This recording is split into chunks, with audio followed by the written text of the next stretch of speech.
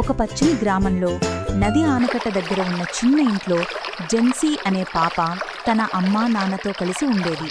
ఒకరోజు ఉదయం జెన్సీ ఇంటి ముందు పువ్వులు కోస్తూ ఆడుకుంటోంది. ఒక పువ్వును అందుకోవడానికి ముందుకు వంగగా ఆమె కాలు జారి నదిలో పడిపోయింది. అమ్మా, నన్ను రక్షించండి అని జెన్సీ భయంతో కేకలు వేసింది. ప్రజలు అక్కడికి చేరారు. కాని నది లోతు ఎక్కువగా ఉండటంతో ఎవ్వరూ నీటిలోకి దిగడానికి ధైర్యం చేయలేదు. అందరూ గుంపుగా చూస్తూ ఏం చేయాలో అర్థం కాలేదు. అప్పుడే ఒక చిన్న బాలుడు రబ్బరు ట్యూబ్తో పరిగెత్తుకుంటూ వచ్చాడు. అతని ముఖంలో ఎటువంటి భయం లేదు, శాంతి మాత్రమే కనిపిస్తుంది. ఆ బాలుడు నీటిలోకి దూకాడు.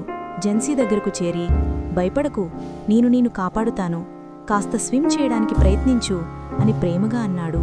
అతను జెన్సీ చేతిని పట్టుకున్న క్షణంలో జెన్సీకి అతడు ప్రభువైన యేసయ్య అలా కనిపించాడు. మీరు యేసయ్యేనా అని ఆశ్చర్యంగా అడిగింది జెన్సీ. ఆ బాలుడు చిరునవ్వుతో, అవును, నిన్ను రక్షించటానికి వచ్చాను అన్నాడు. జెన్సీ యేసయ్య చేతి పట్టుకుని నెమ్మదిగా నీటి బయటకు వచ్చింది. జెన్సీ థ్యాంక్ యూ జీసస్ అంది. కొద్దిసేపు ఆయన జెన్సీతో మాట్లాడుతూ, బాగా చదువు, అమ్మా నాన్నలను గురువులను గౌరవించు అని ప్రేమగా చెప్పి అక్కడి నుంచి అదృశ్యమయ్యాడు. ఇంటికి వెళ్లి జరిగినదంతా అమ్మా నాన్నలకు చెప్పింది జెన్సీ. వాళ్ళు ఆనందంతో చర్చ్కి వెళ్లి యేసయ్యకు కృతజ్ఞతలు తెలిపారు.